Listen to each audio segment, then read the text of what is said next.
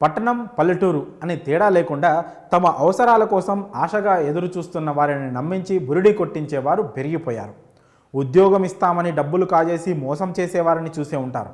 ఇలా బయట రకరకాల వ్యాపారాల పేరుతో నిత్యం ఎన్నో మోసాలు జరుగుతూనే ఉన్నాయి.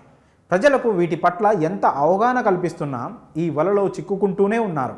ఇప్పుడు మోసపోయిన వ్యక్తి కథ వింటే మాత్రం నోటి మీద వేలు వేసుకుంటారు. ఇలాంటి మోసాలు కూడా జరుగుతాయా అని ఆశ్చర్యపోక తప్పదు. ముఖ్యంగా ఇది పెళ్లి కాని ప్రసాదులకు హెచ్చరిక లాంటిదని చెప్పి తీరాలి. హిందూపురంలోని ఓ వ్యక్తి దగ్గర లక్షలు కాజేసి పెళ్లి చేసి మరీ బురిడి కొట్టించారు పెళ్లిళ్ళ బ్రోకర్లు. అసలు ఏమైందో పూర్తి వివరాలు ఇప్పుడు చూద్దాం. హిందూపురం మండలం రాచపల్లి గ్రామంలోని వేమారెడ్డికి 40 ఏళ్ళు వచ్చినా పెళ్లి సంబంధాలు కుదరడం లేదు. దీంతో అతను పెళ్లిళ్ళ బ్రోకర్లపై పూర్తిగా డిపెండ్ అయ్యాడు. అటు తన పెళ్లి చూడాలన్న తన తల్లిదండ్రుల కోరిక తీర్చేందుకు చివరికి ఊరు కాని ఊరు కూడా వెళ్ళాడు ఆ వ్యక్తి. ఏళ్లు మీద పడినా పెళ్లి కావడం లేదనే బెంగతో సంబంధం ఎక్కడి నుంచి వచ్చిందో ఆ అమ్మాయి ఎవరో ఏంటో కూడా తెలుసుకోకుండా పెళ్లికి ఓకే చెప్పేశాడు. భీమవరం పట్టణంలోని సత్యవతి నగర్కు చెందిన నీలపు బాల అనే మహిళతో సంబంధం కుదిర్చారు పెళ్లిళ్ళ బ్రోకర్లు. అయితే అతనికి వయసు ఎక్కువగా ఉండడంతో ఎదురు కట్నం ఇవ్వాలని డిమాండ్ చేశారు.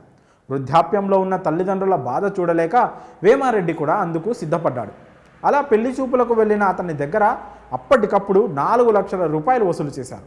డబ్బు అందిన వెంటనే ఆగమేఘాల మీద అక్కడే ఓ గుడిలో హడావిడిగా పెళ్లి చేశారు.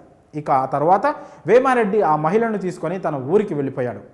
అసలు కథ అక్కడ మొదలైంది. పెళ్లి అయ్యి ఇంటికొచ్చిన కొత్త కోళ్ళు ఆ మాటలు ఈ మాటలు చెప్తూ వారం రోజులు కాలం వెళ్ళబుచ్చింది.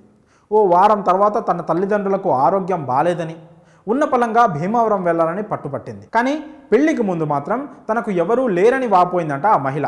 దీంతో వేమారెడ్డికి అనుమానం వచ్చి నిలదీయగా పంపించకపోతే సూసైడ్ చేసుకుంటానని బెదిరించింది. సరే నీతో నేను వస్తాను అని ఆమెను తీసుకొని భీమవరం బయలుదేరాడు వేమారెడ్డి.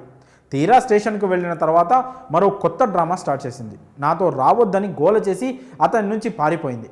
అలా రోజులు గడుస్తున్న కొద్దీ ఆమె ఇంటికి తిరిగి రాకపోవడం, ఫోన్ చేస్తే స్విచ్ ఆఫ్ రావడం, చివరికి పెళ్లిళ్ళ బ్రోకర్ల ఫోన్ కూడా స్విచ్ ఆఫ్ రావడంతో వేమారెడ్డికి అనుమానం పెరిగిపోయింది.